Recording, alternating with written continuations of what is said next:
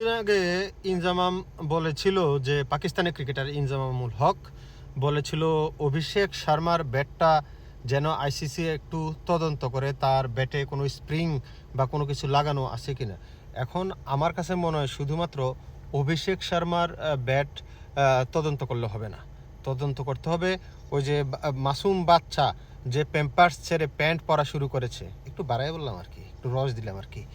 যাই হোক, অভিষেক শর্মার পরে ওই যে সূর্যবংশী তার নিজের ব্যাটটাও আসলে আইসিসির তদন্ত করা উচিত। তার ব্যাটের ভিতরে আমার তো শুধু মনে হয় যে স্প্রিং না, কারেন্ট লাগানো আছে।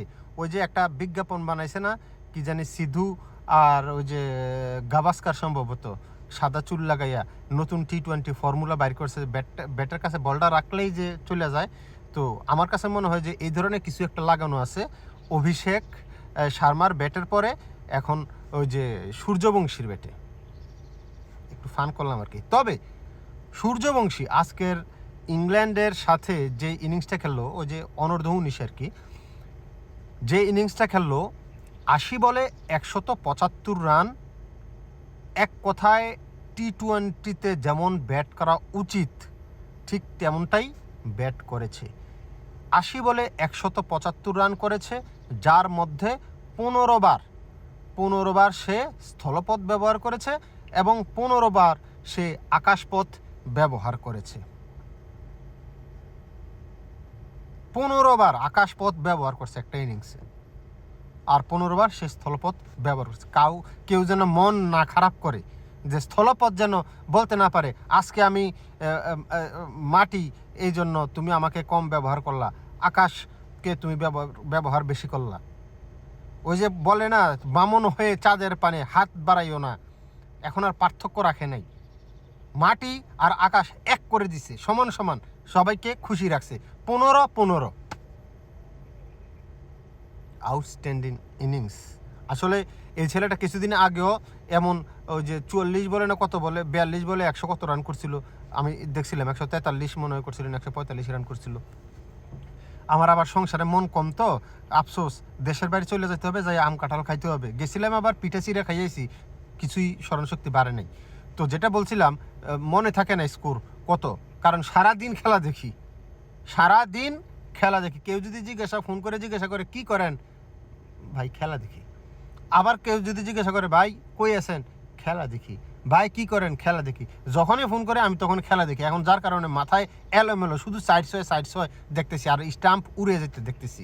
ঘুমাইলেও আমি দেখি যে আউট, ঘুমাইলেও দেখি 6-4।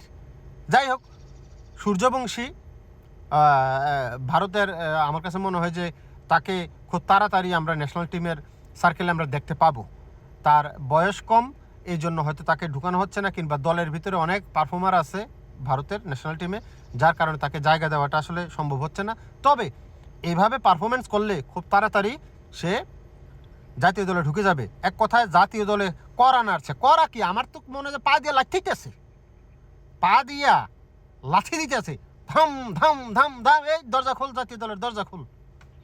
আফসোস, নির্বাচকদের যে কখন সংসারে মন আসবে এটা আমি কিছু বুঝতেছি না। নির্বাচকরাই করবে কি আসলে ওই জায়গাটায় ন্যাশনাল টিমের? আপনি যে ঈশান কিষান ঢুকছে পারফর্মার, কাকে বাদ দিয়ে কাকে নেবে? তো কিছুদিন অপেক্ষা করতে হবে। সূর্যবংশীর অন্য প্লেয়াররা যদি অফ ফর্মে যায় তাহলে সে ঢুকতে পারবে, না হয় সে ঢুকতে পারবে না। কার বদলে কারে খেলাবে? কিন্তু যেভাবে সে খেলতেছে প্রশংসা আসলে না করে পারলাম না। টিম ইন্ডিয়া দেখলাম যে কত 400 কত রান জানি করছে, 100 রানে 411 মনে হয় করছিল, আর ইংল্যান্ড মনে হয় 311 করছে, 100 রানে জিতছে। কনগ্রেচুলেশন টিম ইন্ডিয়া, আর কনগ্রেচুলেশন সূর্যবংশী। অনেকে আবার যারা ওই যে সাদাকে সাদা কালোকে কালো পছন্দ করেন না, তারা আবার বলবেন যে দেখো সূর্যবংশী 100 করছে, এটা নিয়ে রনি ব্রো ভিডিও বানাই ফেলছে। ভাই, ভালোকে ভালো বলতে শিখেন। ভালো খেলছে, হতে পারে ভারতের সাথে বাংলাদেশের রাজনৈতিক সম্পর্ক খারাপ, রাজনীতি আর খেলা দুই জিনিস। এনিওয়ে, খেলার ভিতরে ঢুকে গেছে, বাংলাদেশেও ঢুকছে, ইন্ডিয়াতেও ঢুকছে, পাকিস্তানেও ঢুকছে। রাজনীতিকবিদরাই এখন এগুলা আসলে সিলেক্ট করে দেয় কে খেলবে না খেলবে, বা কোথায় খেলবে না। এনিওয়ে, সেই প্রসঙ্গে না যাই। সূর্যবংশী, কনগ্রেচুলেশন।